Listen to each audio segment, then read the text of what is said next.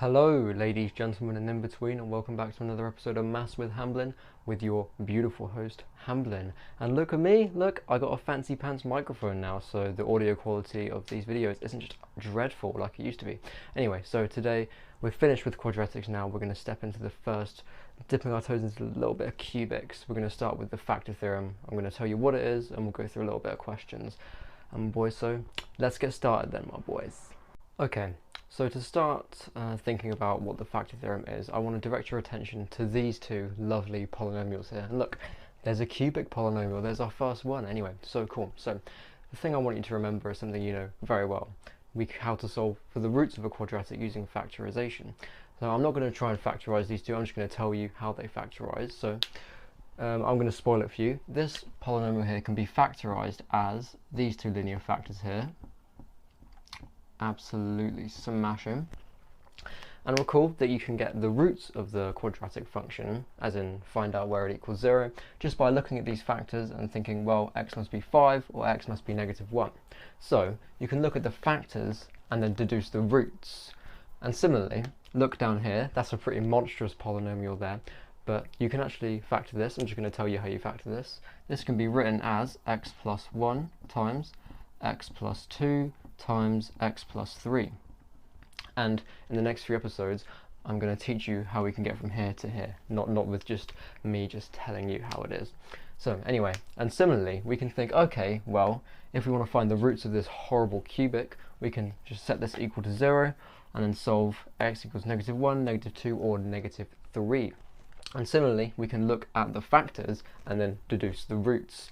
Now you might think, well, okay, but what if we don't know this factorization? What if we just know the roots? Well, can this logic work the other way around? Sorry. Can we start with the roots and then think, well, the factors then must be this? For example, if we didn't know this and we thought, okay, well, I know -1 is a root of that polynomial, can we then deduce x plus 1 must be a factor? And actually, yes, it turns out you can. This logic does go both ways.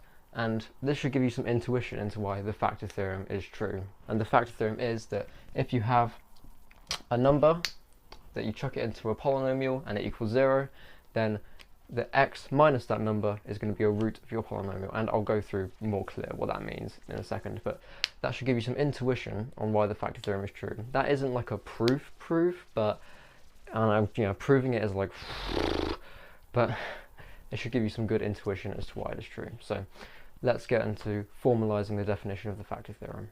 Okay, so to formalize the definition of the factor theorem, let's go through like what we just did last time, but in a bit more detail. So let's say we don't know how to factorize this. We want to work out the factors because then we can solve it, right? But let's say we happen to know one of the roots. For example, we know that f of -1, we just know that that equals 0. Okay, and by the factor theorem, well, by our little intuition, we can then hope to deduce that the x plus 1 must be a factor of this polynomial, because x plus 1 leads to the value -1 if you set it equal to 0, do the usual business with factorization. So if you want to state the factor theorem formally, we say that if you have a polynomial, any old polynomial, any degree, any size, crazy coefficients, doesn't matter, you have some polynomial p, and if you input some number a to that polynomial, so p of a, and that happens to equal 0, what this implies is that x minus a is a factor of p of x. For example, here we had f of -1 equals 0, so what we can deduce is that x minus -1 is a factor of the polynomial, in other words, x plus 1. And this logic works also for positive numbers. If f of 2 happens to be a root, if number 2 happens to be a root, we can conclude that x minus 2 must be a factor of that polynomial. And that is the heart of the factor theorem. That is what we're going to use in the following few episodes to factorize and solve and graph cubics. Oh, it's so much fun. I promise, it's so much fun.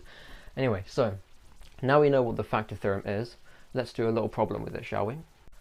Okay, so my boys, the first problem, and actually the only problem we're going to do today, is this. So let's say we have some cubic here. F of x equals p x cubed plus x squared minus 2x plus q. We want to solve for p and q, and the information we're given to do this is that x plus 1 and x minus 1 are factors of f of x. find P and Q. Okay, so how can we do this? Let's use the factor theorem for this. Let's use the information we've been given. Knowing that x plus 1 and x minus 1 are roots of this polynomial, we can conclude that f of -1 equals 0 and f of 1 must equal 0. Okay, so that means we can plug 1 into this and plug -1 into this and set them both equal to 0 and get two equations, and then we can solve them simultaneously. So plugging in x equals 1, because that looks a bit easier. So we're going to get f of 1, which should equal 0.